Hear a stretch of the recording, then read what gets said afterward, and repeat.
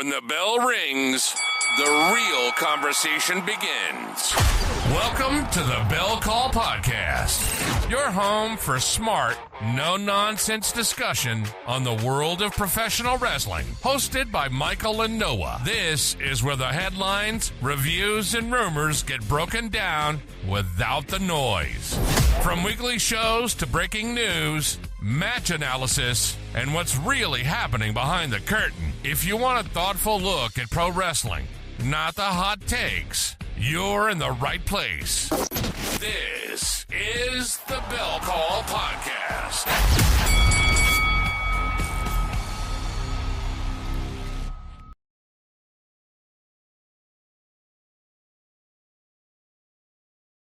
Let's get ready to rumble!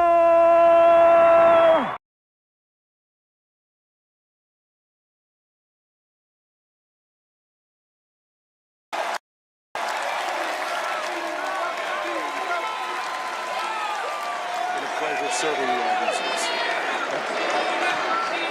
Thank you. Hey everyone. Gotta try to get this good. All right, hey everyone. It's Michael again, and we are live. Me and Noah are here. We are back after 4 months without doing an episode. Welcome to episode 12 of the Bell Call Podcast. And you all know, how this goes with my co-host Noah Casey here. Noah, how's it going? It's going well, man. It was a rough end to 2025 for wrestling fans, me especially. I spent a lot of money this past year on shirts and hats, but you know what? We're going to see how 2026 goes. I'll go into that at the tail end, but yeah, let's get into the podcast. It's good to be back, and we'll be here as often as we can. Yeah. We just wanted to change a little bit of stuff up. We got a new audio intro that you guys heard. We got a new audio outro for the show. And this show is going to be on, why not start off the new year, 2026, with me and Noah discussing the career of one of our favorite superstars that ever graced WWE. And he had his retirement match last month at Saturday Night's Main Event, where he lost to Gunther. Mm-hmm. And we are talking about the GOAT, the greatest of all time, John Cena. So me and Noah are going to talk about Cena's career from when he started in OVW. Not a whole lot of info about that. We're just going to go over, I'm just going to go over the Wikipedia stuff about his time in OVW. And then when we get to his WWE career, which started in 2002, we will go right from there, talk about that. And we're going to talk about our favorite moments and matches of Cena and our favorite rivalries that he had. Give like a top 5 list of John Cena feuds that he had. So we're gonna kick it off right from there. But since Noah is the hugest John Cena fan that I know, I'll start with you, Noah. How did you become a fan of John Cena? Okay, so I was pretty new to this whole scene. I'd been watching a little bit of wrestling. I'm gonna take you back, Michael. You ready for this? Saturday mornings at 2:00 in the morning was AM Raw. Yeah, Raw AM on USA Network at 2 a.m. I remember that. At 2 a.m. It was on for an hour. One hour. So my biggest memory that I remember, I can't remember when this was. This might have been like the summer of 2007. I remember my first thing I ever remember seeing in wrestling was Matt Hardy on the top rope. And he's about to jump on, I think it's Randy Orton, and the power goes out at 2:00 in the morning. And I was just getting into it. I'm like, shit. And so then John was gone. John was just about gone because he tore something. And then he came back at the Royal Rumble in 2008. Pay-per-views were expensive, man, and they still are. Yeah, they were like They still are. $50, I think. Maybe 50. I think it was maybe like 50 or $60 for WrestleMania. Yeah. Maybe about 40 for like a typical like Royal Rumble or Survivor Series, SummerSlam. But I remember seeing his big return, and then something just sparked. I mean, they opened Raw the night after the Royal Rumble, and I saw John Cena, and it was like I saw God. It was like, this is my guy. I picked him, and I stuck with him for all those years. However, then John Cena had some DVDs come out back in WWE Home Video, which I miss those days. Give me all the documentaries. I miss them. WWE, they're not even producing anymore DVDs or Blu-rays or documentaries, which kind of sucks because now you have all the stuff gone from Peacock. Yeah. And now they're all going to be put onto Netflix, the PLEs. And all the other stuff is going to be on the Volt channel, on WWE Volt, which that's fine. Yeah, and as long as they're there on the WCW channel. Yeah, but Cena, I remember seeing him, and I'm like, this is my guy. And then we found out that you could go to shows. Back then, the internet was still pretty new in my area, so it took a long while to figure out when you were going to get a show. I remember I had the day off of school on a Friday morning, and at 10 o'clock in the morning, you had to call the Ticketmaster. I remember that. Or you had to camp out of the arena, outside the arena. Yep. So I remember us calling at 10 o'clock in the morning, just hoping to get seats for Monday Night Raw in 2009.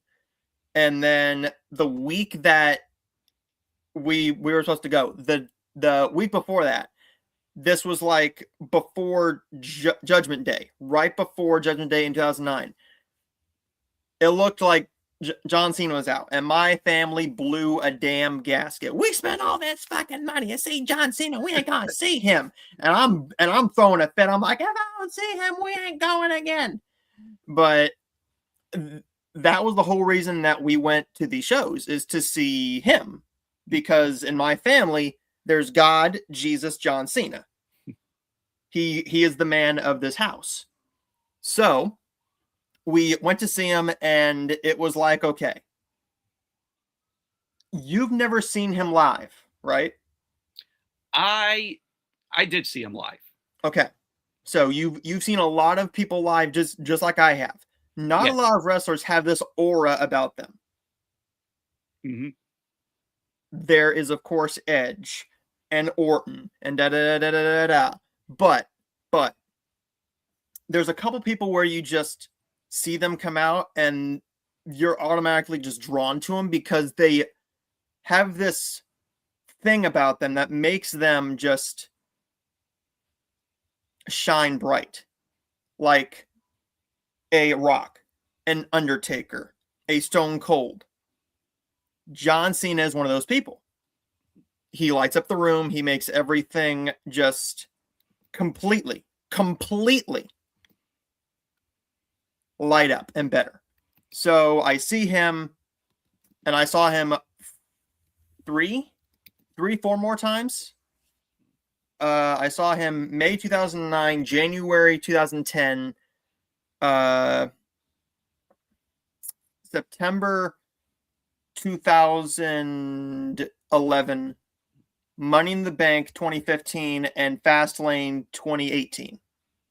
So I saw him a total of 5 times. Every single time, that arena blew a gasket. They blew a gasket.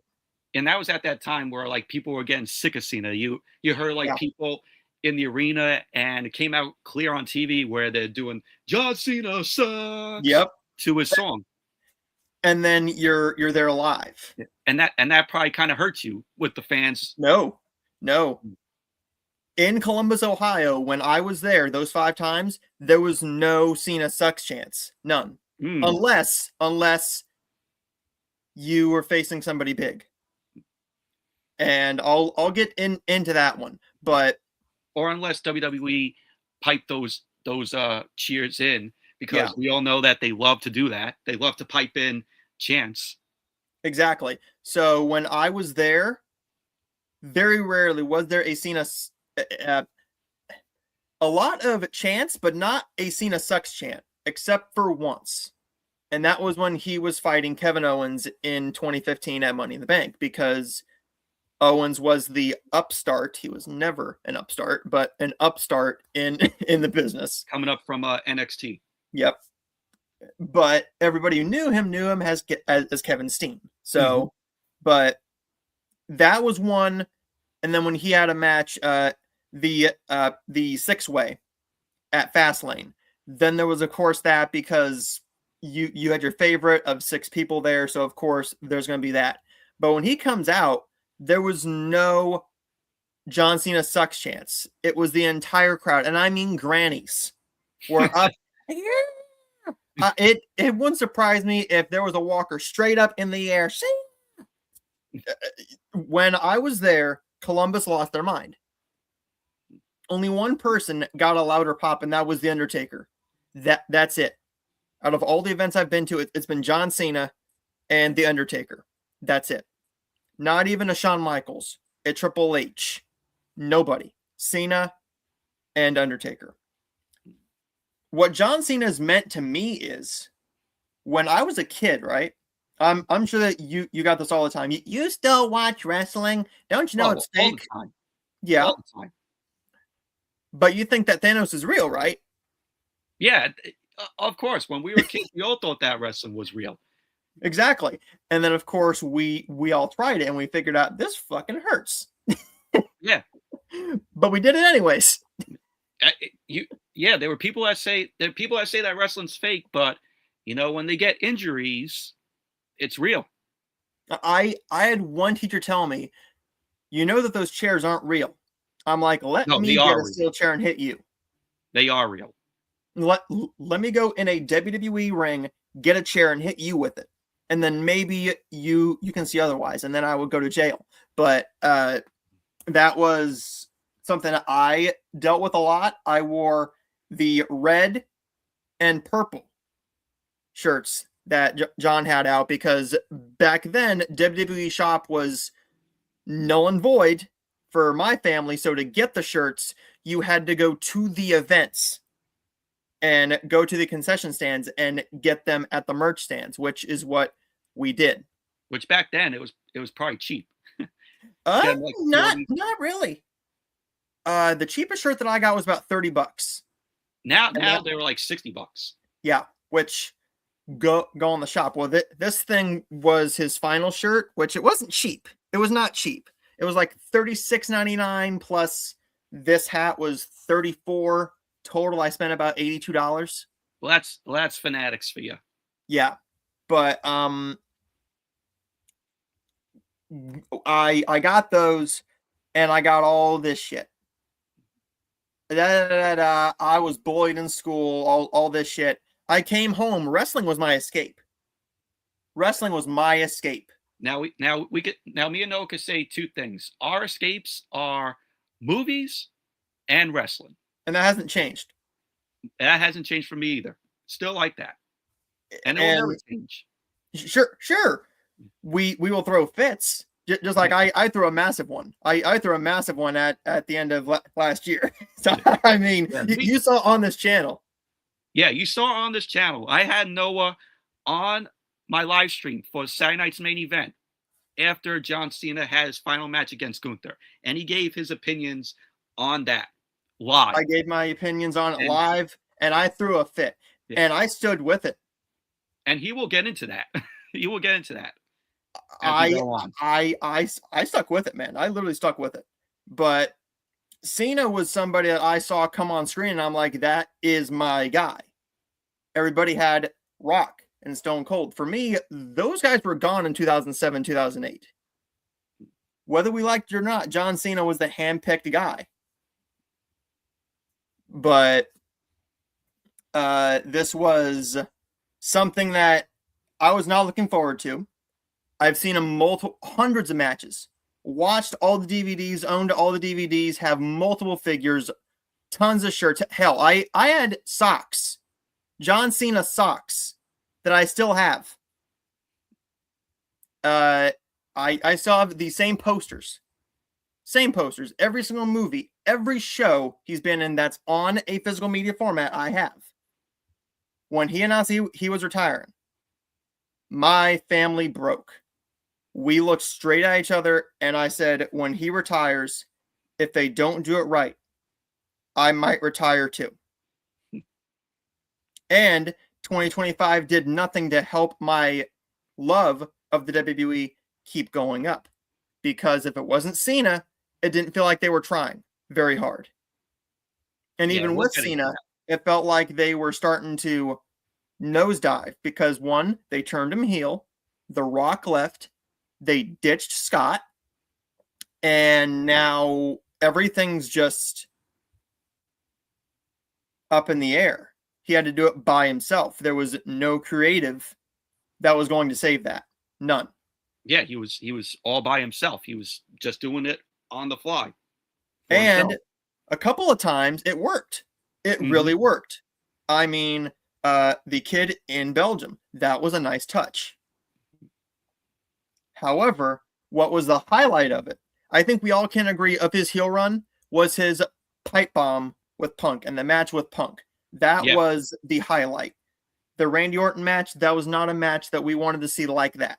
No. We didn't want slow and methodical, but I'm going to defend the booking here. Was it bad booking? Fuck yeah, it was. Yeah, it was. But here's the thing. You say for the WrestleMania match. Yeah. That was awful. But again, I said on this podcast, they're doing this booking because Cena's reasoning was that he was going to ruin wrestling. By ruining wrestling, he's not giving you what you want. You want fast, happy, energetic Cena. Now you're getting slow, methodical, boring match John. Not a big match superhero John. You're getting slow John. And then, out of completely nowhere, out of nowhere, they just go, we're going to turn him babyface again because it's not working. In August. Yeah.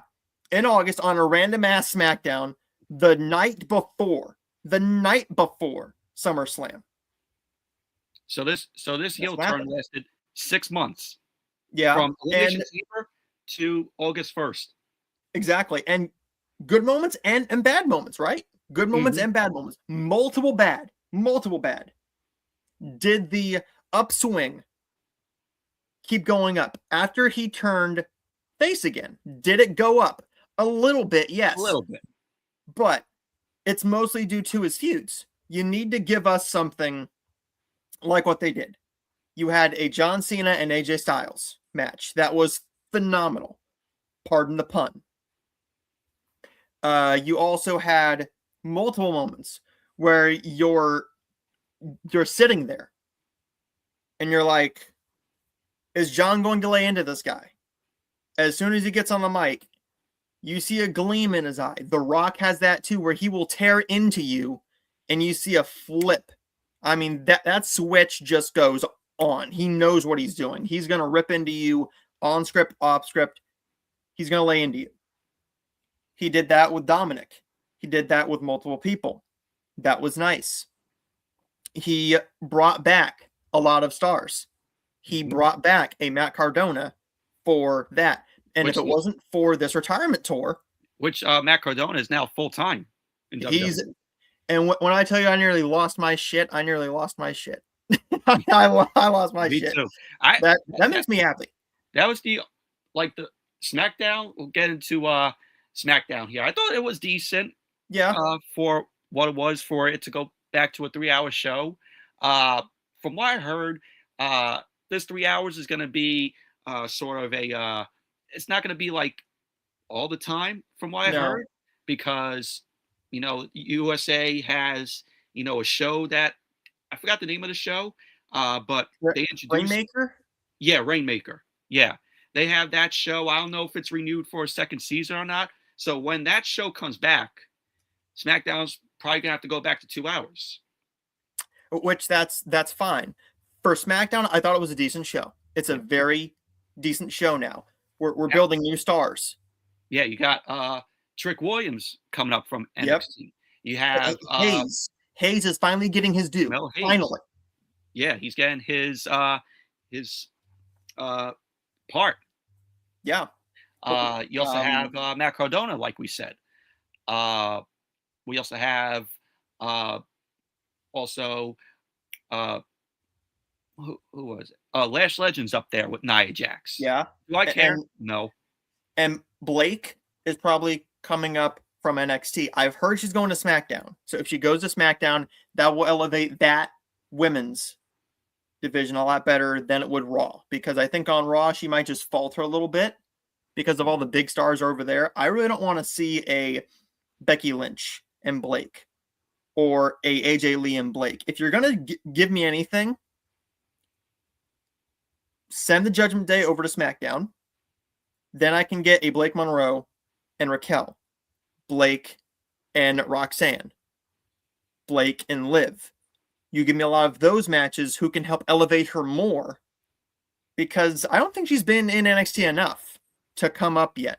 I think they're just going based on how hot she is in the business right now, not on her looks, but how well she's doing. She can get better. She can get better. And I think on the main roster, that's going to help her on SmackDown, especially. With it being 3 hours, I definitely felt that. I definitely felt this show because you're going to. It's the first 3 hour show in a while. Yeah, and SmackDown needed this because the latter half of last year, SmackDown was just absolutely awful. And one thing I absolutely hated, I think that this was a bad, awful idea. I think they should have had the last match, the main event of the first show of a SmackDown of the year, be the 3 Stages of Hell match. I thought they should have done that instead of doing it on a taped SmackDown that's overseas. Yes, is going to be live on Netflix and YouTube and other regions. But for us in the US, unless you have a VPN, you're not going to get it live. Yeah, or cable. It's taped. You have to wait. Mm-hmm. In the US, you have to wait. Wait until Friday at 8 o'clock for it to be broadcast on USA. Exactly. And by that point, you and I will probably already see the spoilers at that point with as much stuff in the wrestling world that we get on our Instagram and Facebooks. We'll probably already see it. Yeah, and WWE, they're going to be all overseas for these next weeks because the Royal Rumble's coming up. It's going to be in Saudi. So throughout these next few weeks, we're going to be getting taped SmackDowns and live Raws from overseas. Next week's Raw is going to be at 2 o'clock Eastern. Yep. Yeah. And what is the rule of thumb? You and I always say taped shows are usually shit. Mm-hmm. Taped shows are boring and crap because when it's not live, I'm not going to say they don't try because they do try. But it's not that they don't try. It's just they don't put as much effort into it being live because if a mistake happens, they can just edit it out later. Just edit it. They could put in piped in crowd chants. Mm-hmm. You get all that with a tape show. And as we're talking about SmackDown, first I'm going to steal the hosting thing for just 1 minute. All right. Go ahead. I'm going to ask you, what do you want to see happen between Drew and Cody? I would like to see this be the final match for the both of them. Yep. Both guys need to move on. This 3 Stages of Hell match, I think this is going to solidify the finale for the both of them.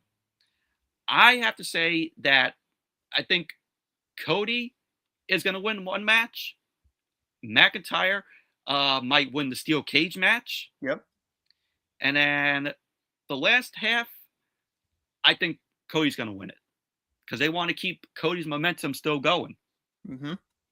So That's how the way I see it happening. Would I want to see it on a random tape SmackDown? No. This could have been done for the Royal Rumble Yep. in Saudi. Live You could do a steel in the Royal cage Rumble. match outdoors. It's happened before. And one thing is too, the arena isn't even built yet. That venue isn't even finished. It's not even half done. They don't have any power, any roof yet. Anything. They're building the seats and they're building it from the ground up. And I heard a rumor that it was going to be just for WWE stuff. I don't think that they could possibly do that because I think they would lose a lot of money from that. Because if you're just saving it, that's costing people money, jobs. And it's just going to sit there. And after the Royal Rumble, it's probably just going to sit there and then just ride away. Exactly. But before I go into my thoughts on it, what would you, if you were booking this, and if we didn't know what the plans were for the future, if this was a live SmackDown for everybody, what would you do? Would you keep Cody as the champion, or would you finally give Drew his moment? I would finally give Drew his moment. Cody's been the champion for so long that have some new blood be put onto the WWE Championship. I completely agree. I think that Cody should be there. But Drew's been having so much momentum. The fans have been clamoring for it ever since Saturday night's main event. Ever since their multiple other matches, we've wanted to see him go and get it. But, and I'm gonna go into the comments here for Love Girl. What did you think of NXT New Year's Evil? Go for it.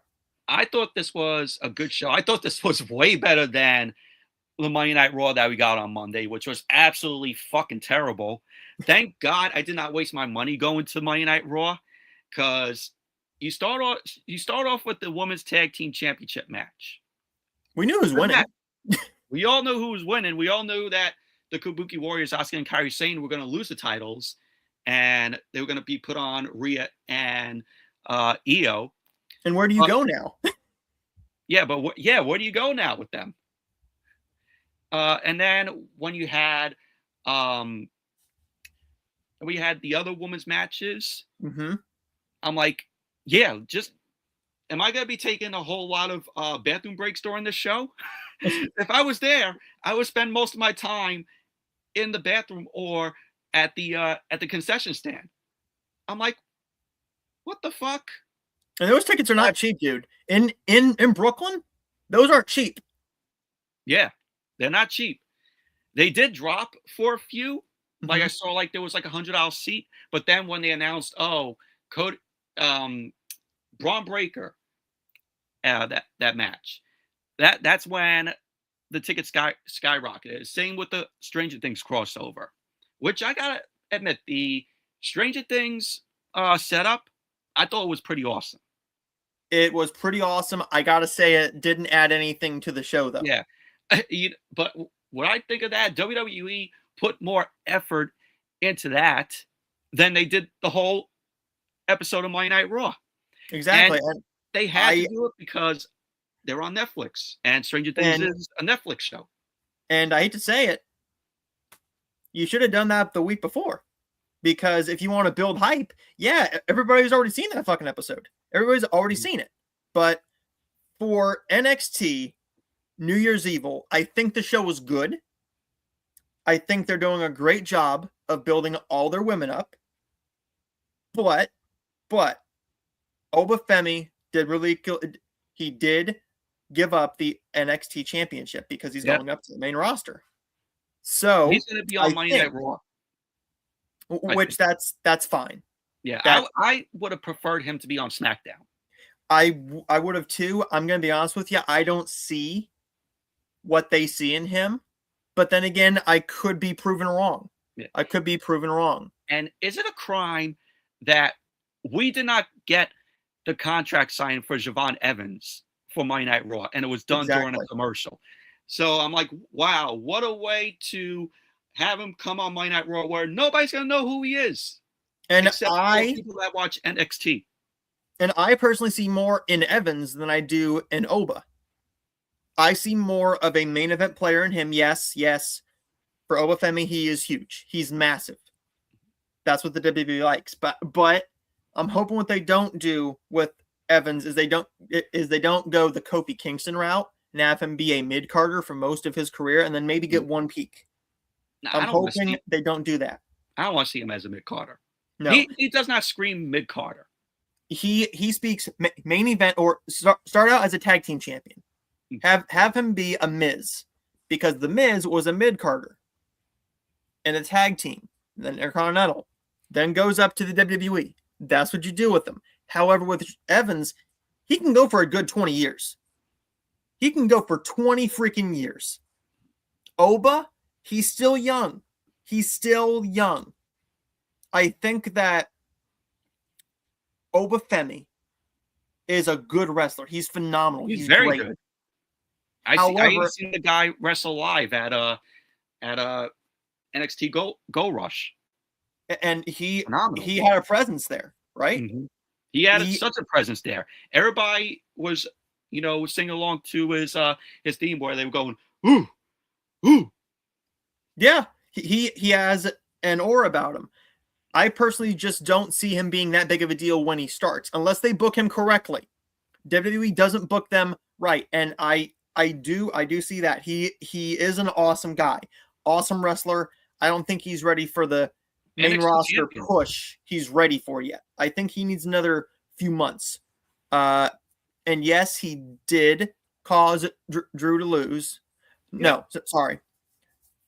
This is, I think, what she's predicted.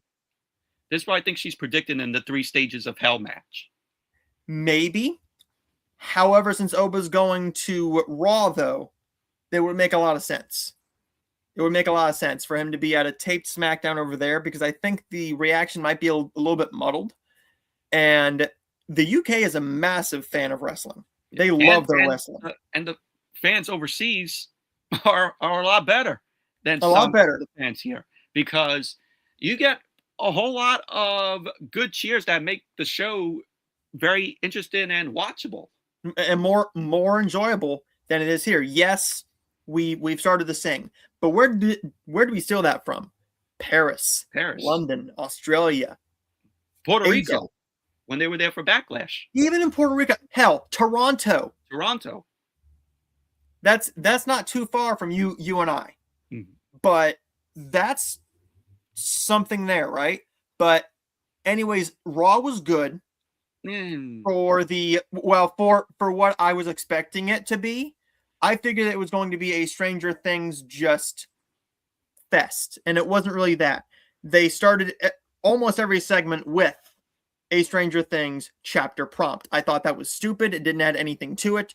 The whole chapters, like how they do it. I'm like, If I was them, I'm sure that Netflix had money. If they wanted to, they could have had a star, even if it was like a Noah Schnapp, a Winona Ryder, anybody from the show go on there and interact with a wrestler. I think that could have been something. Even if it was somebody else who gave Javon Evans that contract. If it was live on Raw, you could have had a Gayton, a Millie Bobby Brown, a Finn Wolfhard go out there with a microphone live and go, and now introducing the newest member of the Monday Night Raw roster. Boom. He's right there in front of the van. You have him sign right there in front of the van. You tie in the Stranger Things show. You have a star there, and you're building a new star right there at the start of the year. That's a much better idea than what they came up with. But then again, we're poor white people. We have no brains, apparently, compared to WWE. I hope that WrestleMania is done at Saudi Arabia, because the 10-year anniversary with them. It probably will be. I think that's going to do it. Yeah, I think maybe that will be the last show for WWE in Saudi Arabia, because they signed a 10-year deal with the Saudis. Maybe, but also it depends on how much money they're offered. Because if the Saudi government, if the Saudi prince wants to offer them a lot of money, if they were offering you like 20 million bucks a show, I'm taking it. I mean, I know the wrestlers didn't want to. Even Punk, CM Punk said he didn't want to go over there. He went over there.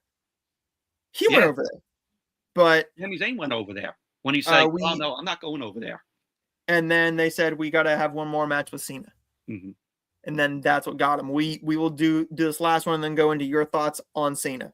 Yeah. So what do you think of Chris Jericho coming to WWE? And you see the new picture of Chris Jericho. He's much cleaner and skinnier, and he's ready to go for WWE.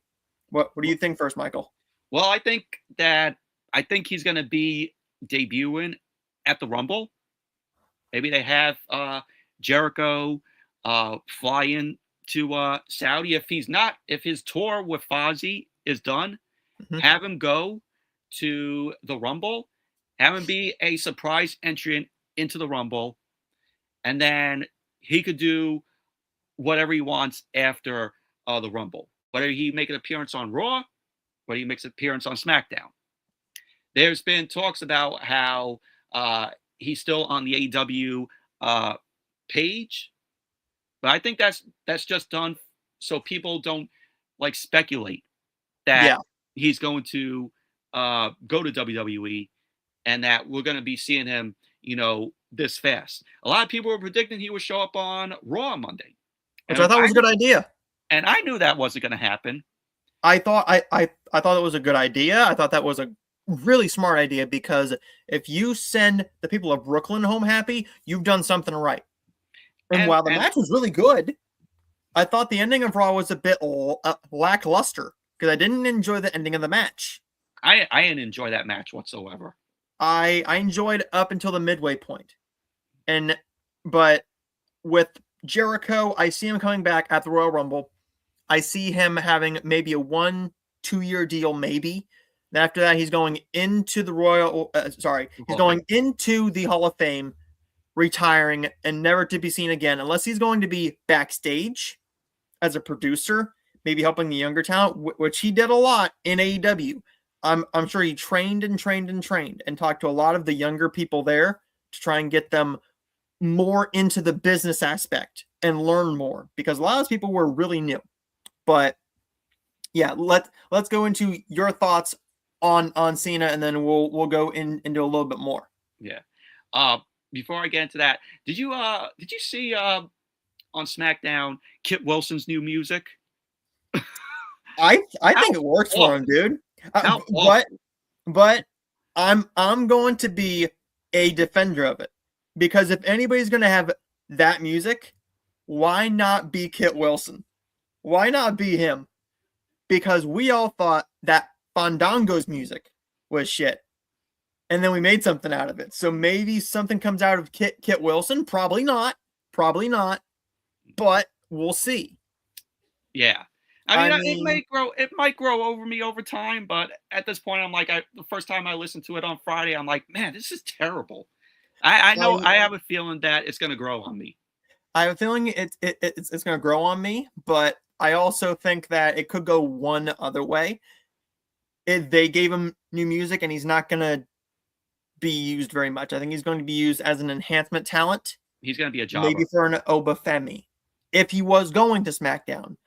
If you bring Ricky Saints up there, he's going to be used as that, as a doormat, which, I mean, if I'm being paid as much money as he is, I would be a mat too. But, yeah, so go into your thoughts on, Love Girl says, what do you think about Matt Cardona being on SmackDown? You should thank Chelsea Green for bugging WWE. Yeah, because a lot of people are saying, when is Matt Cardona coming back? They've been telling Chelsea that. And she's like, well, I like to see him back in WWE, and he's back with the company. What I really would like to see is, since Chelsea is doing the whole thing with Alba Fire, whenever that ends, I would like to see WWE pair her with her husband. I think that might be great. I could see a heel vision there with Matt Cardona and Chelsea Green, where if Matt Cardona was in the title picture, Chelsea Green would immediately have Chelsea Green would interfere and have Matt Cardona win a title right then and there. I think the smart idea is to maybe keep him as the face for right now because he's still hot. He's still hot. I think what you do here is you stick him in just a minor feud at first to let everyone who's not very familiar with him. Yeah, he's only been gone for 6 years. But a lot of people didn't know him, and they have a lot of new viewers, especially with the Netflix deal and the USA and everything. They're bringing a lot of people back. And he worked his ass just to get right back here in WWE. He did such a phenomenal job in the Indies. Yeah, he was the indie god. He was the indie god for a reason. But I think that, yes, you do stick him with her. I don't want to see a full feud with it because I'm afraid that we're going to get the same thing that we're going to get that we got with Scarlett and Cross. I think it's going to get stale and they won't know what to do with them. I think if you keep them apart, that's better for them as a whole. But I think it's better for them to be apart as well because that could also damage your marriage as well if you're working with your spouse constantly.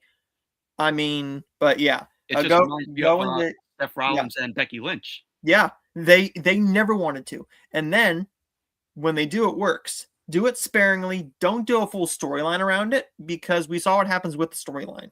Yeah. Before we go into John Cena, I just want to go through the comments. Luke was in the chat. What's up? Boy? O-Rest says, what up, Bell Callers? What's up? What's up? Cena-centric tonight? Yep. We just wanted to get off topic a little bit, talk about Raw, SmackDown. Noah's family are disciples of Cena. Gives prayers. He's like, Cena sucks, Cena sucks, Cena sucks. Noah threatened his teachers with his steel chair. I never said that. I never said that. I said that I would have. If I looking back now, I should have been like, you get hit with a steel chair. Let me go under the ring, get a steel chair and lightly hit you in the head with it and see if that hurts. Gabby, woo! What's up? Noah said he was going to boycott after Saturday night's main event. Yeah, and let's go off of that comment, right? Mm-hmm. So he was live. He said it live. Let's go back here. I think I was in the heat of the moment, and I meant it, right? I meant it. Yeah. You and I did not do a show. I said on stream. Yeah, we did not do a show. I'm going to give a 2 to 3 week hiatus, and I boycotted for 2 to 3 weeks. I calmed down. I saw what they were doing. I was not interested at all. Not interested whatsoever. The first live Raw I watched afterwards was the last Raw of 2025. Was not very interested. I did not care. Awful. The first live SmackDown was a decent show. You're starting to hook me a little bit more. Now you have to hook me with these taped shows. With the taped SmackDowns, you got to put in a little more effort. And the live Raws. And the live Raws. I think I'm back, but I'm not fully back because you did take John out of it, right? Yeah. Take away his retirement year. None of this even happens, and he's not on for an entire year. The show was shit. With or without him, the other parts of the show were shit. So it's not just because John was gone and was leaving. It's mostly because I was like, this is not a good show anyways. And to keep you interested, the highest views online and on the segments, all the highest merch was John Cena. All the segments were John Cena. The matches were John Cena. All the TikToks, all the Facebook reels, the Instagram reels. I saw nothing for Cody, nothing for Oba, Drew, Becky, Seth, nothing. It was mostly Cena. And they knew that. So they put all their effort into Cena. They didn't try very hard, but they tried all their best with Cena. He did his best work for what he was given, and he delivered what he possibly could. That's not that's not enough to save me as a fan. I still will love the sport of pro wrestling. Old, new, I'm still going to catch up with it every once in a while. If I quit watching, the Bell Call podcast can keep going because there's plenty of other stuff that we can do. But since we're talking about Cena, I said that there was a good shot that if they didn't do it right, and I personally don't think they did, I know that there's a lot of reports saying that it was Cena's call to go out on that note.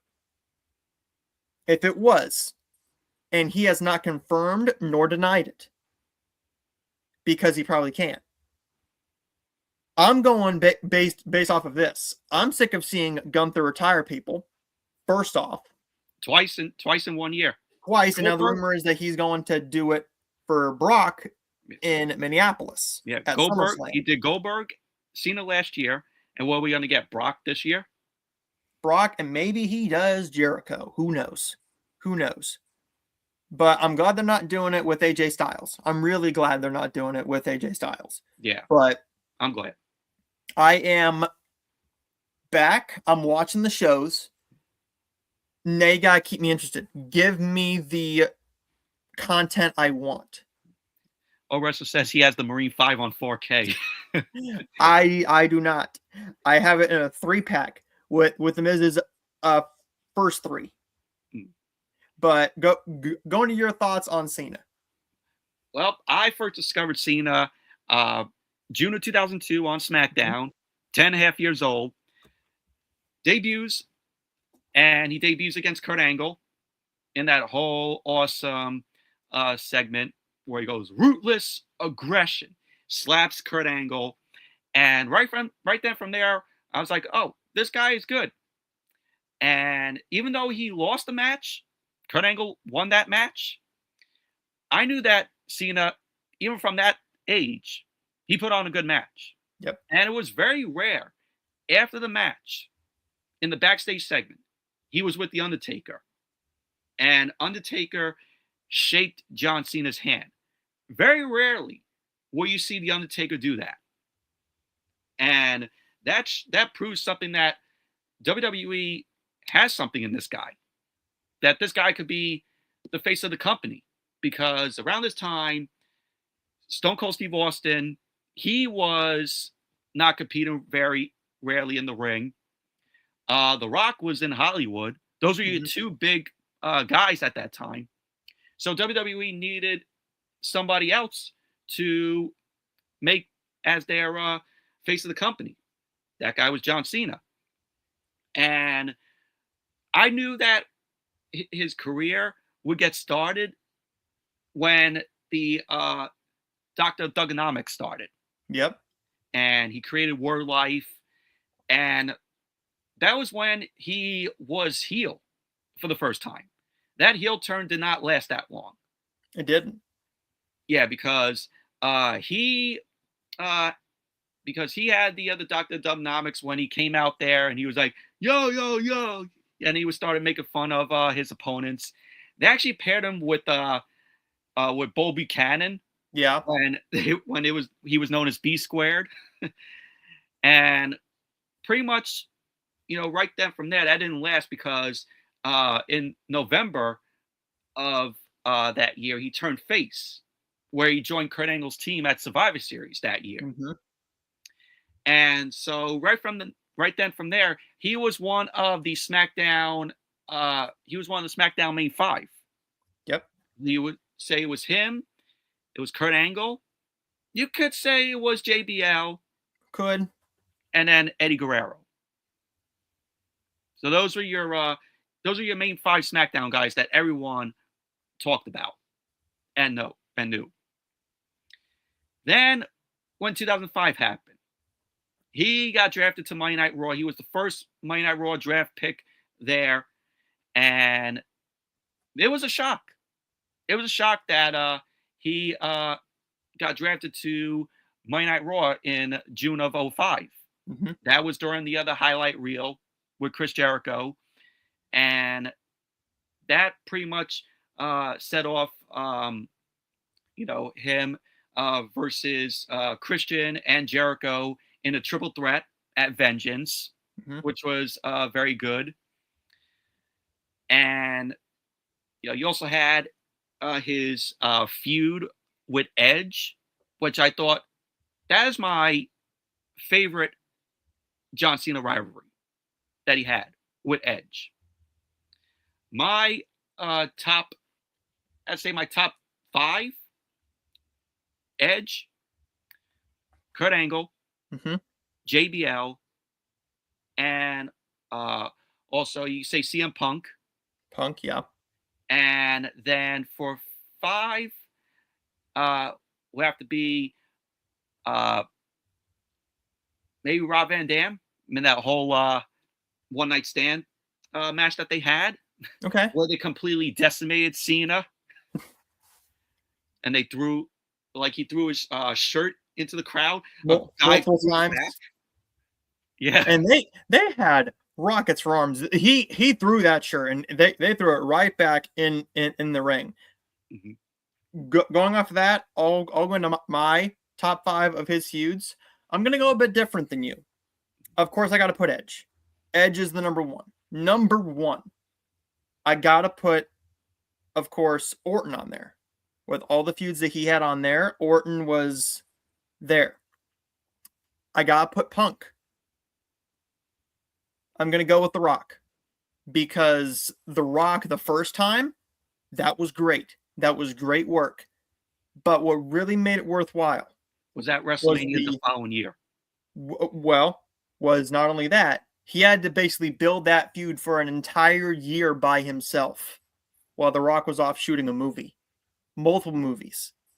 So Cena basically had to build that feud almost by himself. The Rock showed up a few times, yes. But it was more of, let's build this guy up more because he's already the face of the company. And they had to do a passing of the torch, which I didn't really think they needed to do a passing of the torch from The Rock to Cena because Cena was already the man. He was already established.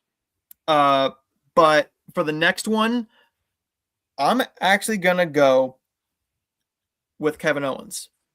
I think my favorite is Kevin Owens because a lot of people say, yes, he buried talent.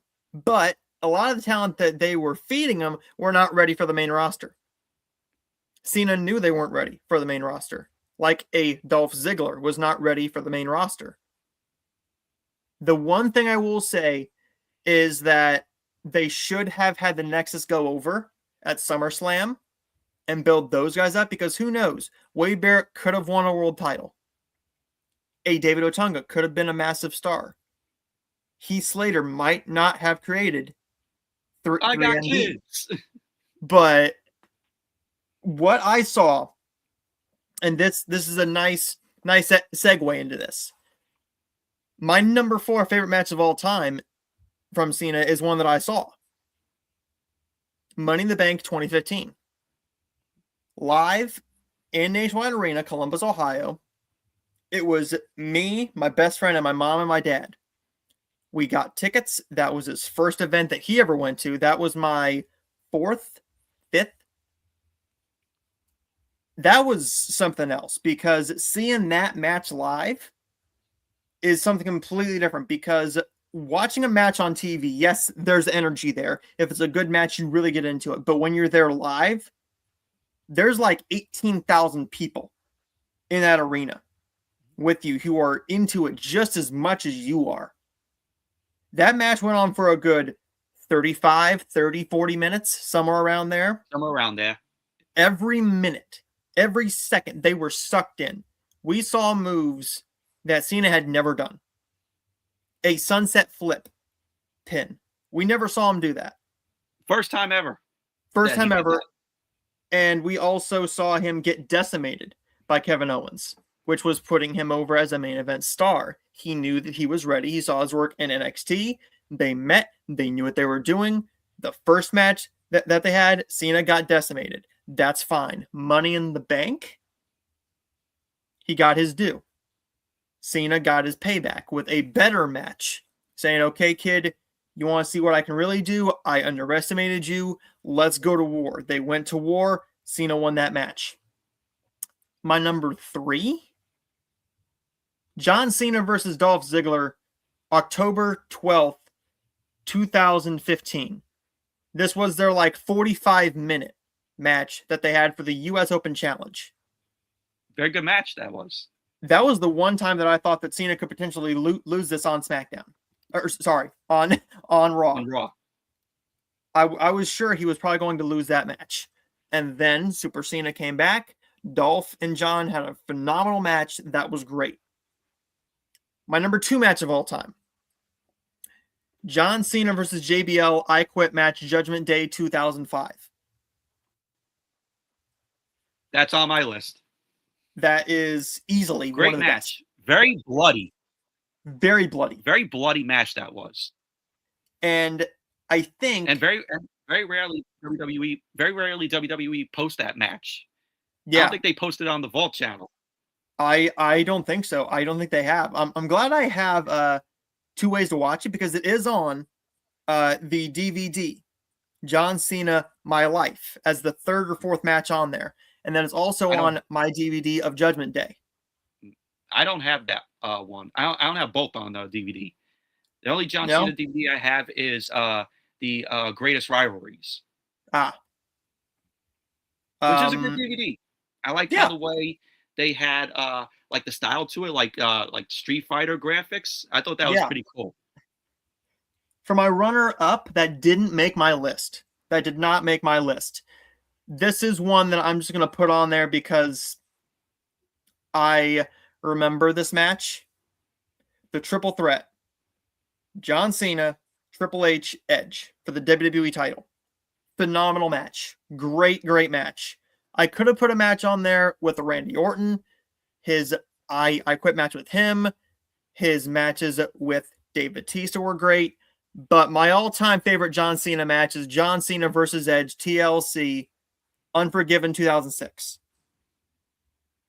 I think that's easily the best one because it told a story. It told a story.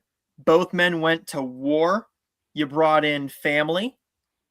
Cena got his little bit of revenge on Lita and FU'd her off a ladder. You also had him destroying the live sex celebration that they had on Raw. The live sex, that was nice. So they made it personal. They went to John Cena's house and slapped John Sr. Edge slapped John Cena Sr. And it made it personal. They made it personal, which I thought was very good. I really think that's his best match. Cena's best match is John Cena versus Edge, TLC, Unforgiven 2006. Right. However, you could also argue his match with Shawn on Raw, his match with Shawn at Mania, his match with Hunter at WrestleMania 22.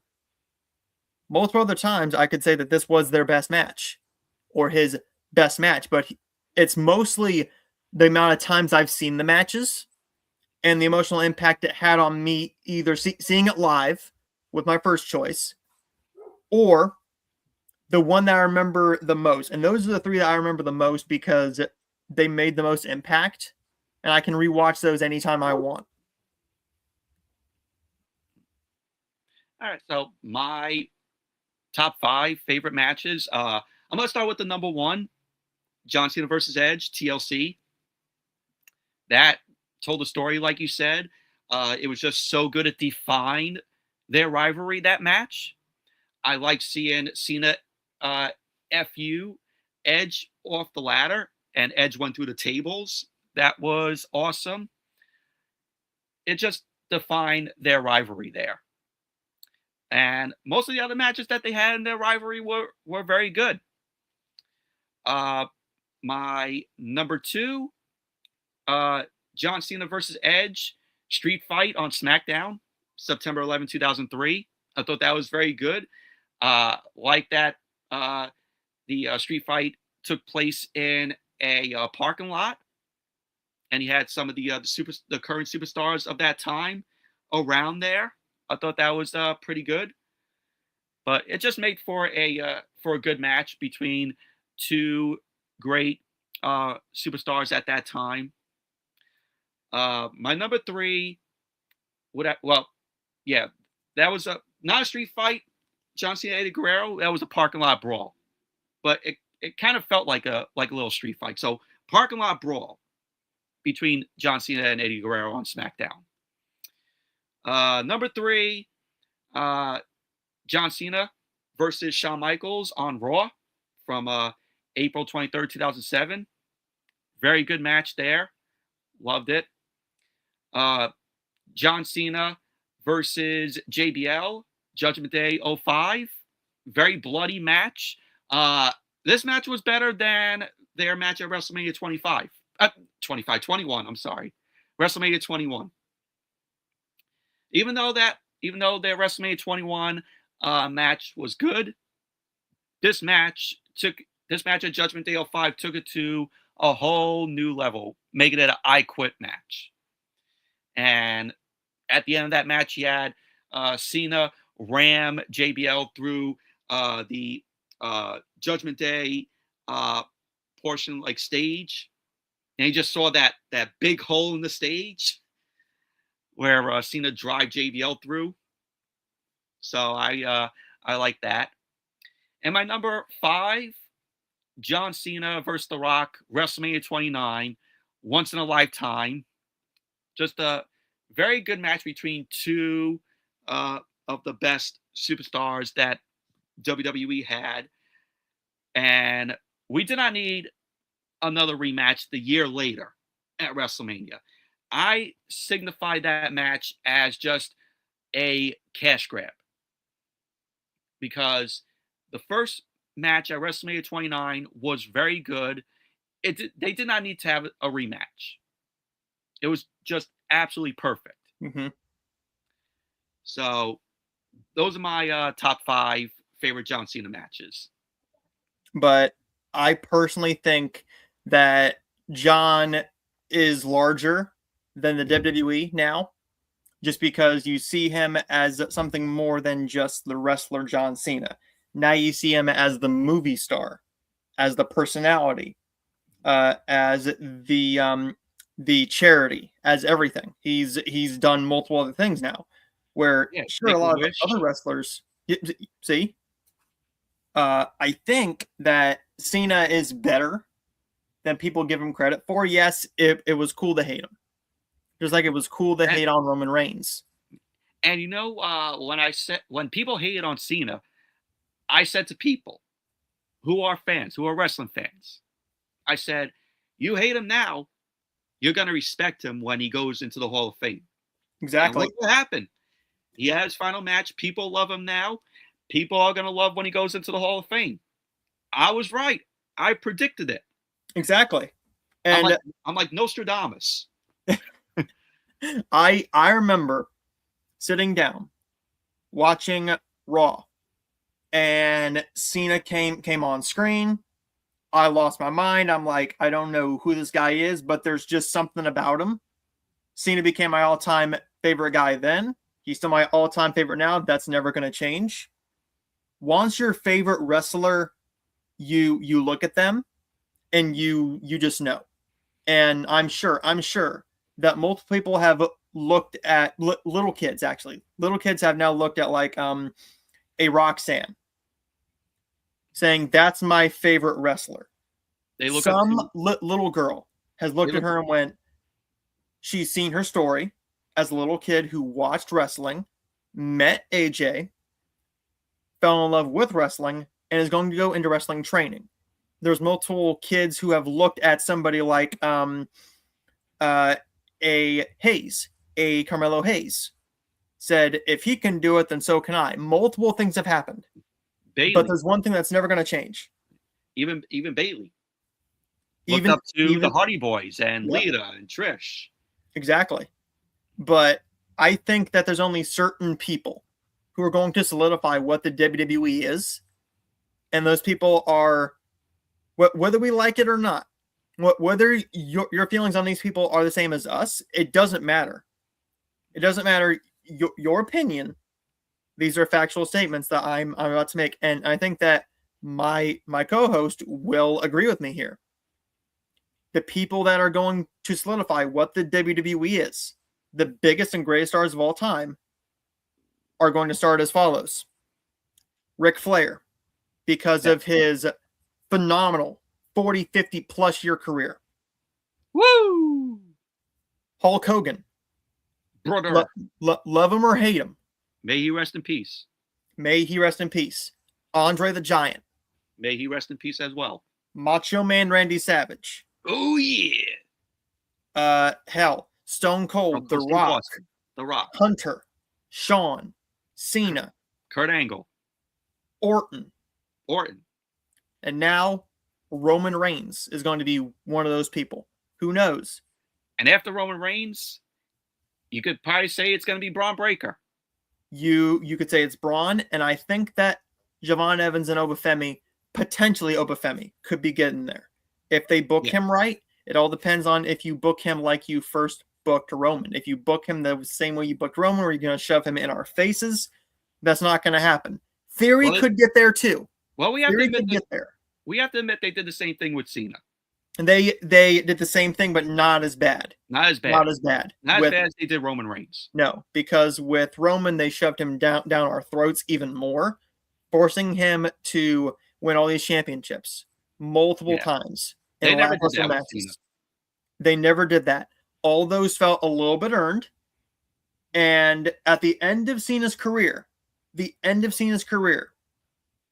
I think he did himself some justice, because if there's anybody who's been in there for almost 25 years, you should be able to call your spot and say, I want to be in the chamber. I think that I have, with my tenure in this company, I think I have enough pull to say I'm going to be in this match. And with what Hunter said, he basically said that he wanted to be in this match, and there's not going to be any ifs, ands, or buts about it. If he says he's in the match, he's going in the match. And to end this off, I think that we should end off with this, right? The final match of John Cena. The match as a whole, it was fine. It was not a final match that I would have booked. I personally would not have booked this as a slow-paced beatdown, in a way, is what it was. I would have booked this as a fast-paced, back-and-forth match instead of Gunther constantly clothesline, chop, clothesline, chop, hold, clothesline, chop, hold. That's basically what this match was. Even the first move that was done was a lock and hold. Exactly. And I think right from there, I'm like, oh yeah, I know how this match is going to go now. We automatically knew. We automatically knew how this was going to go. When you have your match start with a lock and hold, you already tell you're in for a slow-paced match. Exactly.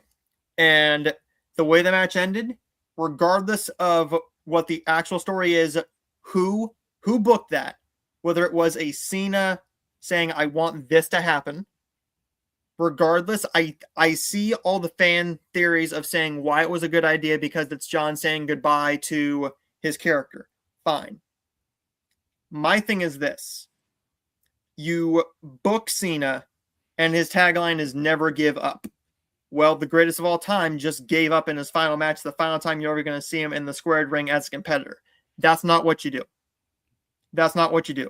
If anything, Hunter should have, and I'm going to say this, Cena did say himself that he has never pushed for anything. He's done what he's told. He's done what he's told. He probably said, I don't want to put this person over in his younger days, but now he's tenured. He's not full of shit. He knows what he's doing. I think if he wanted to, if Hunter did book this the way that we're going to have you tap, and multiple people said the same thing I did. If he taps, I'm done. If he taps, I'm done.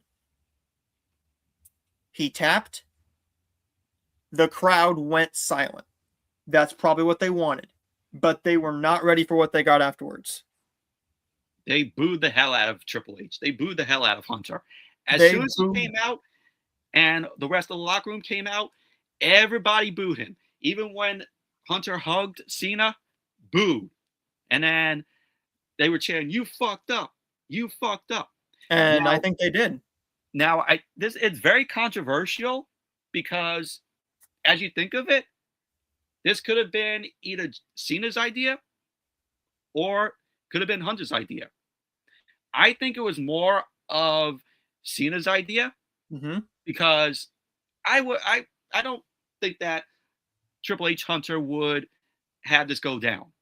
I think this was Cena's way of doing it because if he beat a Gunther, it would have made him go out on top, and what would have been next. I think it was all Cena's idea because right when he tapped, he had a smile on his face, like, okay, let me tap, let me do this. So I'm gonna piggyback off of that and go the other way. I think the smile wasn't a happy smile. I think it wasn't a happy smile. I think that smile was more of, okay, I'm not happy with this choice, so I'm just gonna tap. He tapped immediately afterwards. He had a just shit-eating grin on his face, like he didn't like it. He knew the fans were gonna hate it. And I think with Cena, I think he wanted to go out with in a more lighthearted way. Still lose the match. Still lose. We knew that he was going to lose. Hands down. We knew it's in the wrestling. It's in the wrestling law that you lose your final match. You leave, you lose your match. That's it. I knew he was losing. But you know what? How I would have booked it? Instead of him tapping, I would have had Cena pass out. Yeah. Just like pull a whole WrestleMania 13 submission match, Austin and Bret Hart. Austin passed out. He didn't give up.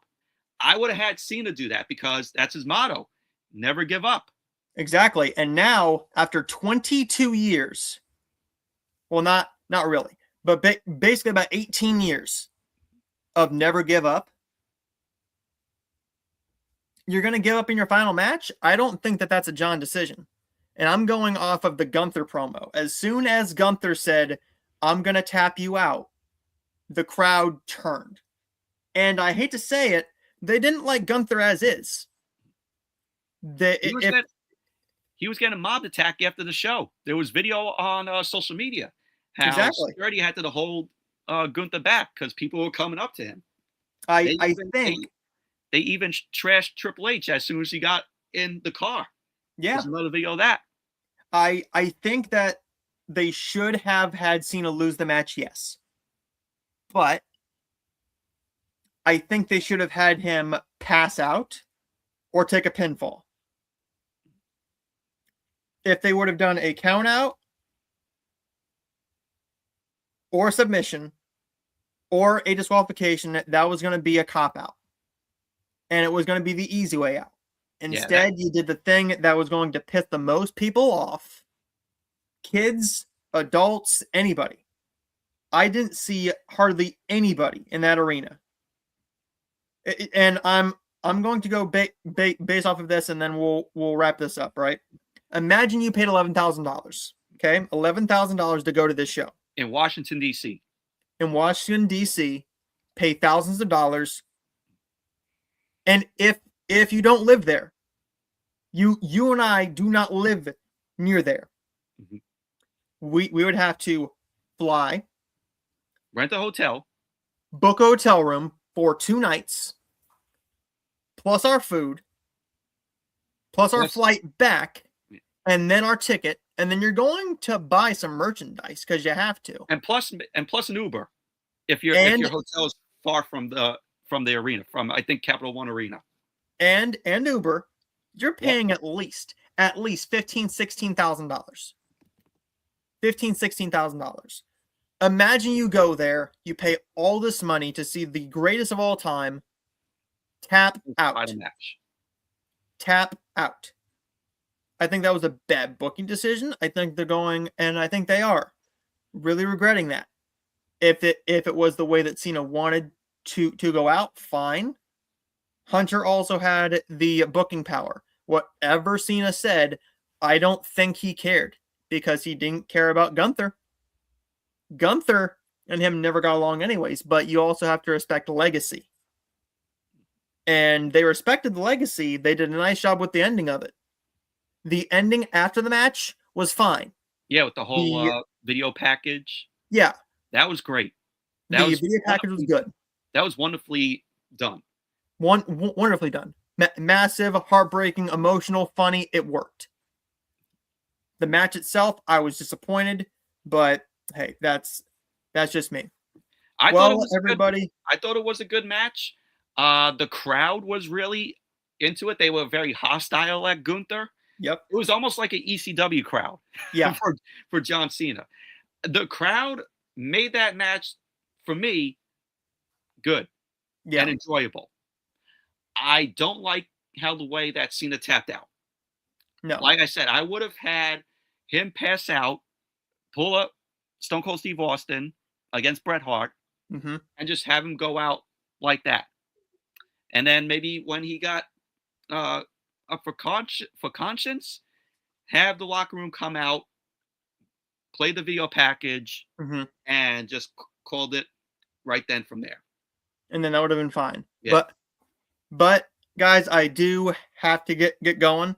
But there is one more surprise that we have for you. And Michael did have a pre-recorded video.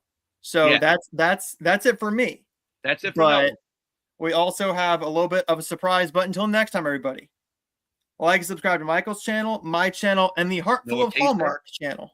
Yes, subscribe to Noah Kaser, Hearts of Hallmark channel, which is another podcast that he does. It's been doing really well. If you like Hallmark movies, definitely check out his channel. He's going to be getting a lot of actors, actresses from Hallmark films that they're in. So definitely check out his channel. Subscribe to also Noah Kaser. And, of course, he'll be back once again for another episode of the Bell Call podcast, which I think we will do in a few weeks. We'll talk about the latest in the wrestling news and give our Royal Rumble predictions. Yep. And until next time, everybody, I'll see all of you next time. You'll see Noah next time. Thank you, Noah. Yeah. Always love having you on. But the next thing that I'm going to end this on is I did a pre-recorded video with Dattila, a.k.a. Rangers of Wrestling. So she talked about her thoughts on John Cena, and also I talked to her about my thoughts on Cena during his career. And make sure you all stick around and check out this pre-recorded video that I did with Dattila. So here it is. So hey everyone, Michael here, and I am with, of course, my buddy Rangers of Wrestling, aka Dattila, the queen of the YWC. And she's been on the show before. She filled in for Noah for 2 episodes, so we got the Bell Call podcast rolling along. You know, like always, if Noah can't make it because of schedule stuff, Dattila will pop in and take over. She is officially part of the Bell Call podcast family.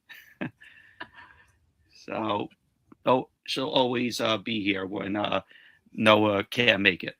I'll try.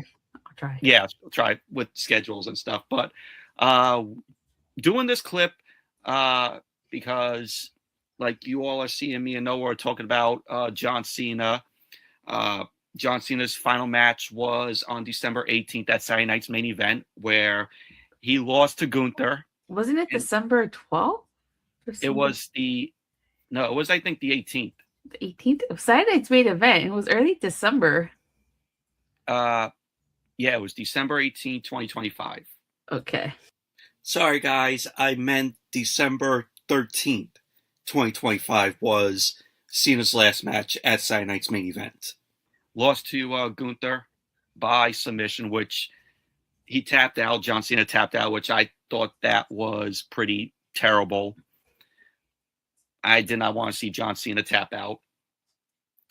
But what I would have recommended that match finish is him just passing out, like pull a Stone Cold Steve Austin, Bret Hart, WrestleMania 13 in that submission match where Austin just passed out. I would have liked to see that for Cena because Cena never gives up, and we all saw what happened. But Tatilla, what were your thoughts on that match? So I actually have to disagree with you. I know, shocking, Cena tapped out. That makes Gunther what, 1 of 4, I think? 1 of 4 to make Cena tap out throughout his career, right? 1 of 4 people, I think. Yeah, it was. Yeah. So I actually don't mind it because when you think about it, he made Gunther into a massive heel. Because now Gunther can forever brag that he made John Cena tap out. Not only did he make Cena tap out, he made Goldberg tap out as well. Yeah, exactly. So he made Goldberg tap out. Twice in 1 year. Okay, twice in 1 year. But now Gunther can forever brag, can forever be the guy that he made John Cena tap out. Mm-hmm. The heat that he got because of that, that's why I don't have a problem with it. Because, as you know, or as in wrestling, it's customary to put someone over on your way out. And That's exactly what John Cena did. He put Gunther massively over. By him tapping to Gunther, he just made him into a monster heel. And he gave him that bragging right that he can always forever be able to say he made John Cena tap out and nobody else could say that. So I don't have a problem with it. That's respectful, her opinion, but a lot of people didn't like it. They booed the hell out of Gunther, of course, because he got mega heat from that. But that was the point. But they were booing Triple H after. Yeah. Like when Triple H came out, you just heard them boo the hell out of him. But if you notice, John Cena smiled and Gunther himself seemed surprised that John Cena tapped out. So maybe it wasn't Triple H's decision. Yeah. And then I don't know if you saw the video that was flowing around on social media after that.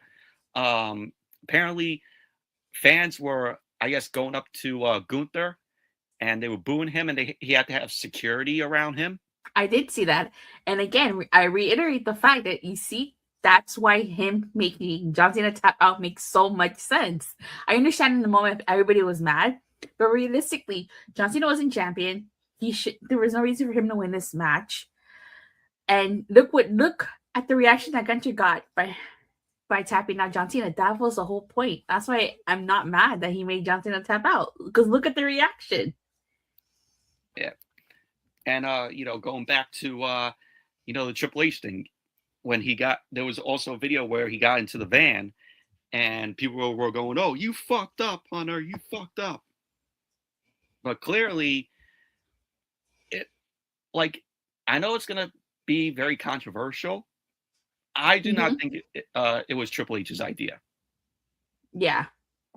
I think John Cena probably wanted to tap out to get submitted. I think it was probably his idea. Yeah. So I don't think this is all 100%. This was all 100% Triple H's idea. I think probably Triple H took the fall for Cena. Yeah. And I do actually like the ending where you had a whole great video package of Cena, of his childhood, of when he came into the business. I thought that was pretty cool. And then he just saw Cena's reaction to the video as he was watching it.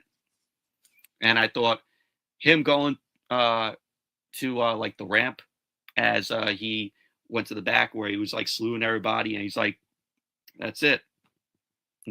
I gave you all what I got. And I hope you all enjoyed it." And he went to the back. Yeah, I actually really like that video package too. I think that's one thing that WWE does best is their video packages. It was a beautiful video package. I think it was really well done, and I enjoyed it. And it's a little emotional. The tear in my eye. I'll admit I got emotional. I did a live stream of my reaction watching the show, and I got a little emotion. I got a little emotional. Yeah. I know you probably did too. Yeah.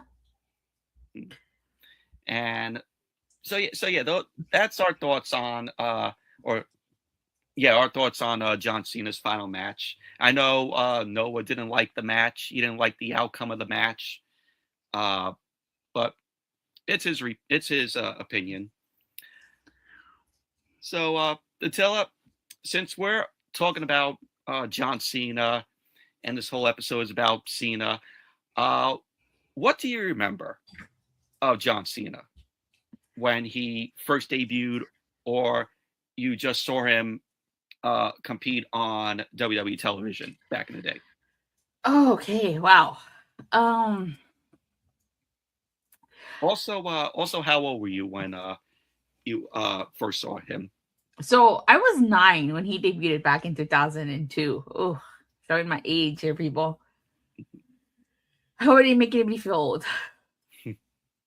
So I was 9, and honestly, like, I do not remember when Cena debuted. I did not remember when he debuted exactly. I knew he debuted against Angle. Yes. Yeah. Well, I mean, I didn't remember like specifically that until like I rewatched his debut. I was like, oh, okay.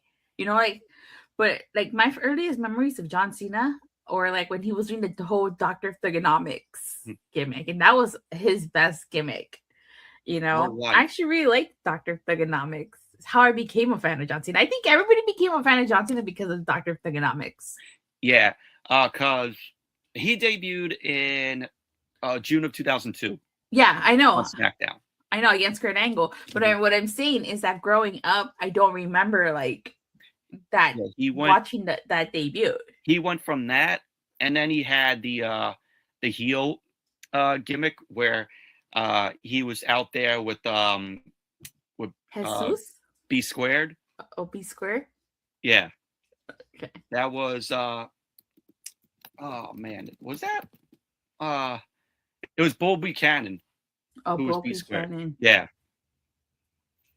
Yeah, it was Bull Buchanan, and it was a little tag team with them. That's when John Cena was out there. He's like, yo, and then he's like just making fun of his opponents in like a heel fashion. And then when Bull Buchanan got released, that's when the whole Doctor of Thugonomics came into play. Mm-hmm. Yeah, see, I don't remember that part of Bull Buchanan at all. I don't remember that at all. I have to go back and rewatch that part.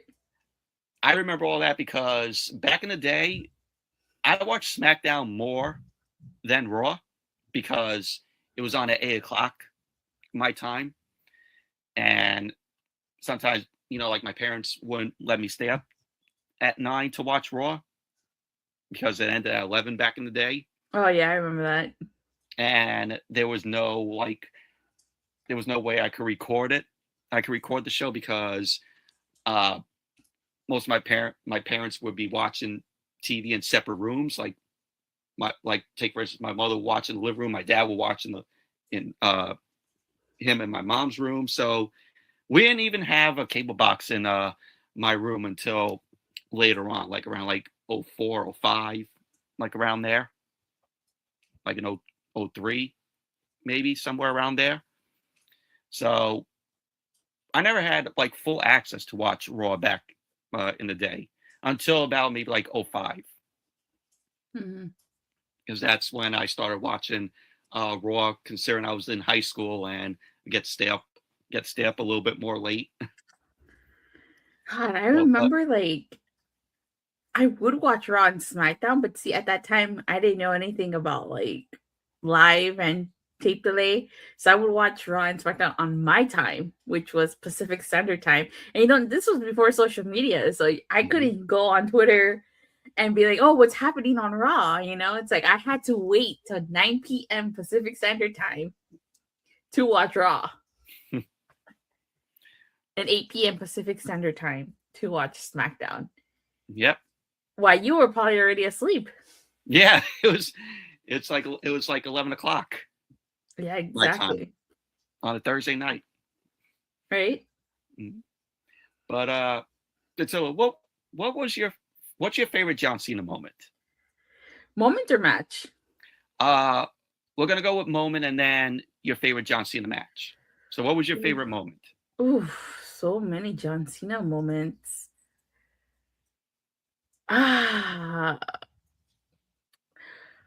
can't think of one off the top of my head because he's got so many moments.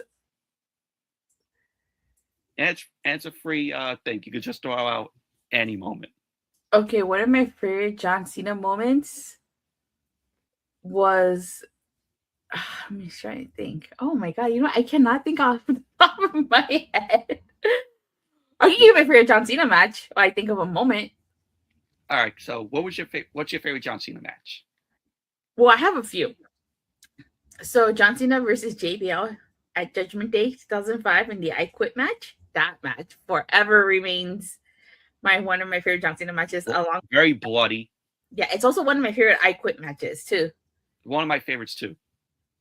And then of course, John Cena versus AJ Styles. SummerSlam 2016 in Brooklyn. Sadly, I wasn't there. So those will probably have to be my top two favorite John Cena matches. And of course, their match at earlier this year. I mean, last year. Sorry. I'm like, where's the 25? Oh, okay. So my favorite John Cena moment has to be when he returned at the Royal Rumble. When he returned, because nobody was expecting that. I wasn't expecting 2008. That. Yeah. At Madison Square Garden. Yeah, Madison Square Garden. Mm-hmm.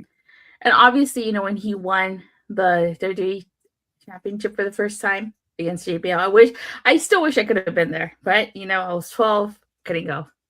That was at Staples Center. Staples Center, yeah. You could have been there for that moment at that young age. Not only that, but for Eddie Guerrero's final WrestleMania too. Mm-hmm. You know what? I have to say, one of the things I really liked about WrestleMania 21 that I really wish that they would have incorporated more for WrestleMania 39 was they were doing the whole WrestleMania Goes Hollywood. So I really liked how they parodied all those movies, like No Country for what was it? No Country for Old Men. No Man. Forrest Gump. Forrest Gump. With Eugene. Yeah, When Harry Met Sally and stuff like that. I really wish they would have. Yeah. Dirty Harry, right, with the Undertaker. I don't remember that one. They did Taxi Driver. I remember. Yeah. They did that Mel Gibson movie. What's that one? Braveheart. Triple H. Yeah. They did Pulp Fiction with Eddie and Booker T. Yeah. The one with Stacy Keibler. Which one was that one? I forgot what it was called, but they were interrogating her. They were interrogating her. I forgot. Yeah, I forgot what movie that parody, but yeah, I really wish they would have done that for WrestleMania 39. I said the same thing. Like, bring back the parodies. They don't do none of that no more. Yeah, they don't.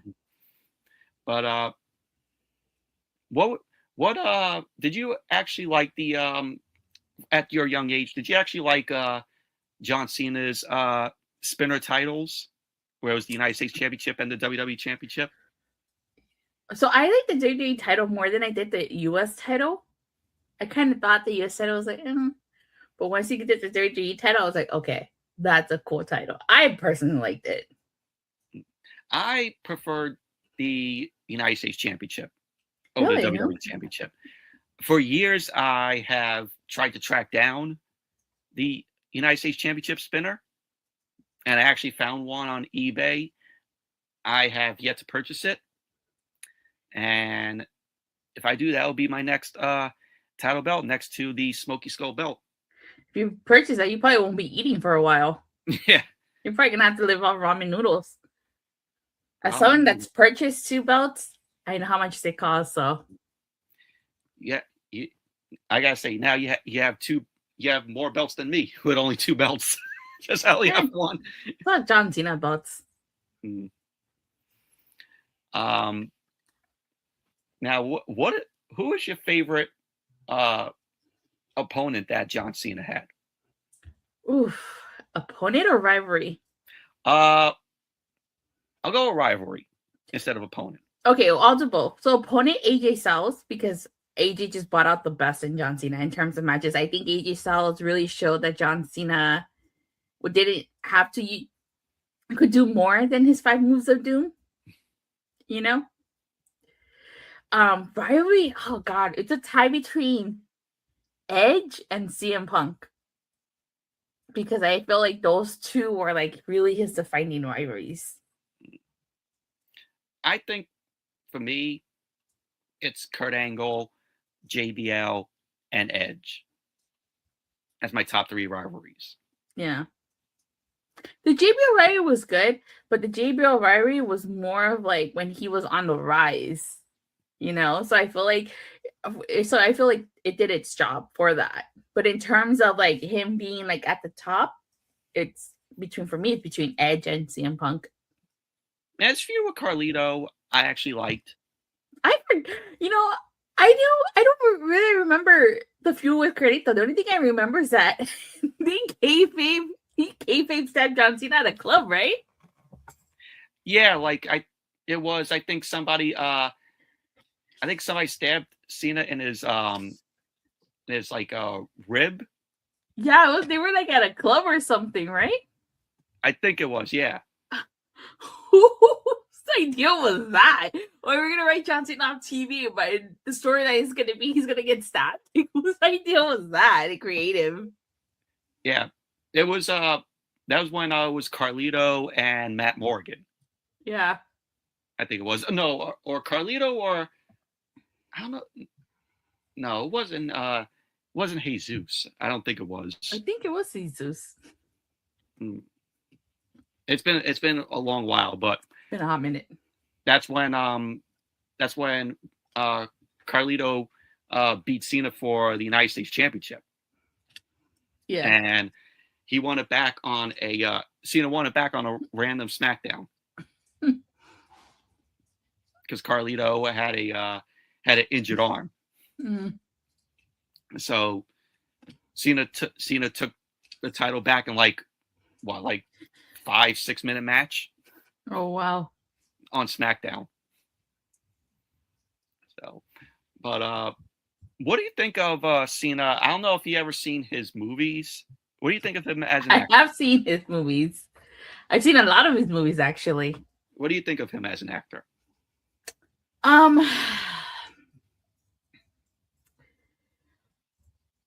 I will say this. I think that he's improved a lot in his acting, and I think that he's doing roles that suit him best. You know, and I think he's trying to not, how can I say this? Not get typecast, you know? Like Dwayne Johnson, kind of. So I think he's a pretty decent actor. You know? And you know, I mean, when you look at some of his early roles to his roles now, he definitely has improved. He's improved. Yeah, he's definitely a leg up from the Marine. Yeah, which that was well, you know. But you know, he stepped it up. He has. But of the three between Batista, The Rock, and John Cena, I have to say Batista's probably the better of the three. Yeah, from Guardians of the Galaxy to he was in Riddick, and now he's got more roles that we've seen him in. Yeah, and that's I think that's like an issue that not only I feel like that's an issue that a lot of actors have, is that they get typecast, and once you get typecast, it's really hard to do other genres. You know? Yeah. And I feel like with John Cena, like he's trying, like he's done action, he's done comedy. You know, we'll see how he does if he ever decides to do a rom-com. you know.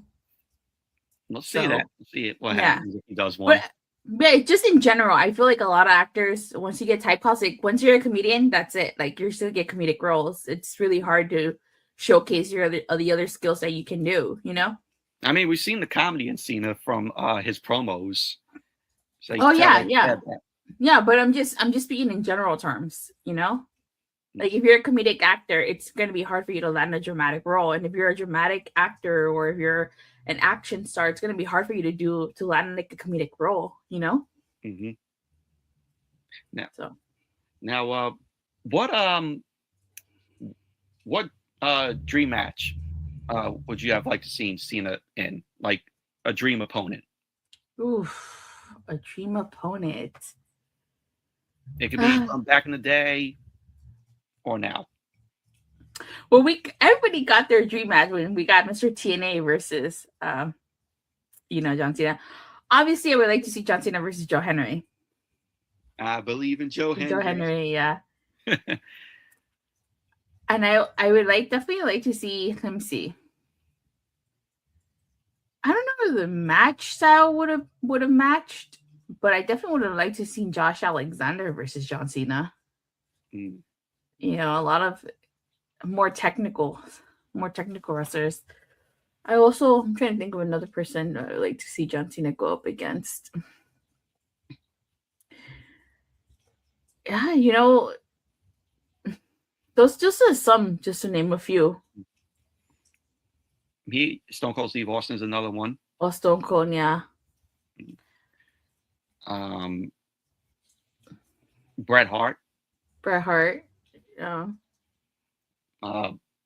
If he was still alive, Owen Hart. Oh yeah. Because that would have been a good feud there between Cena and Owen. Mm-hmm. You know, if he lived. What else? Well, Cena did face. I don't know if Cena faced Hogan.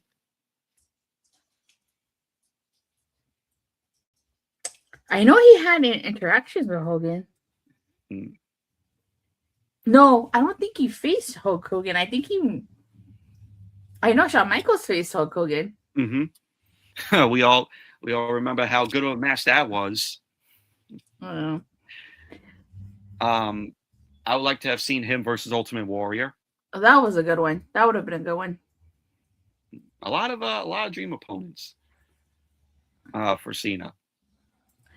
Yeah. I would like to have seen him versus Bray Wyatt's dad. Oh, IRS. Mike Rotunda? Rotunda. Okay. Dang, you're taking it back there, right? Yeah. Well, since we're doing that, why not John Cena versus Macho Man Randy Savage? Oh, yeah. There you go. That would have been classic there. Yeah.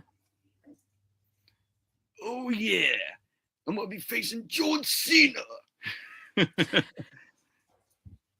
Mm-hmm. You know, call me crazy. I don't know if this would have lined up because I definitely would more see Roman versus this person, but Kenny Omega versus John Cena. That would have been amazing. Or even Will Ospreay versus John Cena. Okada versus Cena. Oh yeah, Okada versus Cena. Or anywhere else. Yeah. Yep. Yeah. Okada and Cena would have been good. Mm-hmm. But the top tier. Oh yeah. But yeah, with Cena, he had a great run, and I'm glad that me Detil and everybody grew up watching him, and just when you watched him in the ring, you kind of saw the potential in him when he debuted against Kurt Angle. Like it wasn't there when he debuted until the Dugonomics came into play, but as you saw him in the ring, he progressed. You could tell that he was going to be big. He was going to be the next face of the company. And that's pretty much basically what happened? He became the face of the company in the later years. And I say one of my favorite Cena moments was when he debuted on Raw in the draft lottery. I remember that. The first time he ever went for Raw, I remember that. Mm-hmm. And he's the first draft pick to Monday Night Raw that year in 2005 because he was known as a SmackDown guy. Mm-hmm. He was never on Raw until that night. And actually, that kicked off the feud with Jericho, no? Because it was on the highlight reel. It was on the highlight reel that he debuted on, right? Mm-hmm. And they also released a Defining Moments figure of that, which is going for a lot of money on eBay. I bet. Where he came out with the WWE Championship and the orange, shirt and the hat. It was the Saints, right? The Saints. Was it the Saints shirt? Yeah. Yeah, it's going for a lot of money on eBay, and I'm waiting one day until that goes down in price because I want that figure. But that covers this. So Tilla, final thoughts on John Cena? I think John Cena was definitely a force to be reckoned with. I think that a lot of people that, as you say, that grew up with John Cena eventually ended up hating John Cena. I never did. I never did either. But I understand why, because after a while, it's like, really, why does Cena always have to win? Or why does Cena this, I no fault of his own, that's just the way the company was booking him. But I definitely think that he left a really good mark in the company. And I think that whenever people think WWE, they think John Cena. No, there's more to think of than John Cena. Well, if you ask non-wrestling fans, they're going to say John Cena or Roman Reigns, Rock or Austin. Rock or Austin, if they're that classic. But I think John Cena had a really good career. And when you look at everybody that he started with, from Randy, Lesnar, Batista, I feel like everybody's had a good career that he started with, but from everybody that all the other wrestlers that were there, even with Rey Mysterio, it's he had a really good career, and who would have thought John Cena, this kid that just debuted against Kurt Angle, would end up being the face of the company, Mm-hmm. And I definitely think that he did so much for WWE. Now he gets to ride off into the sunset. And focus more on Hollywood. Yeah, Hollywood, which it's not a surprise. I feel like it was obvious that that's where he was going to go. Now I got to add that a lot of people, when Cena does go into the Hall of Fame, that people are like, oh, we're not going to respect Cena, because that's when, people started to hate Cena because WWE was shoving him down our throats. I was like, well, I told people that hate Cena, I'm like, well, you're going to respect him when he goes into the Hall of Fame one day. What's funny? What's funny? It actually took me disliking Roman Reigns to finally understand why people hated John Cena so much. It took I finally got it because of Roman Reigns.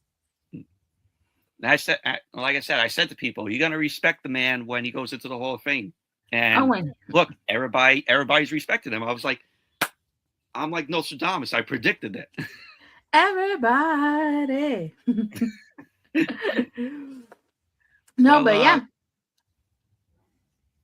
Well, thank you for coming on. It's always a joy of you having on. You're part of the like I said, the Bell Call podcast family. Me and Noah, and you want to get out your channels on where anybody could check you out. Yeah, you can follow me on Twitter at _talk about wrestling and Power Rangers. You could check out my YouTube channel, Rangers of Wrestling. I hope to get back to doing live reviews every Monday, Friday, occasional Saturdays and Sundays, and on every Thursday. You check me out on Body Slam as I cover TNA. There you go. But give her a subscribe. You know, she's one of my good friends. She's like a sister to me. And yeah, definitely check out her channel. And with that being said, thank you all for checking out this little extra with me and Dattila talking about John Cena. And, you know, be sure to check out Dattila's channel and subscribe. Please do. Very good content on her channel. And with that being said, I'll see you guys next time. Bye.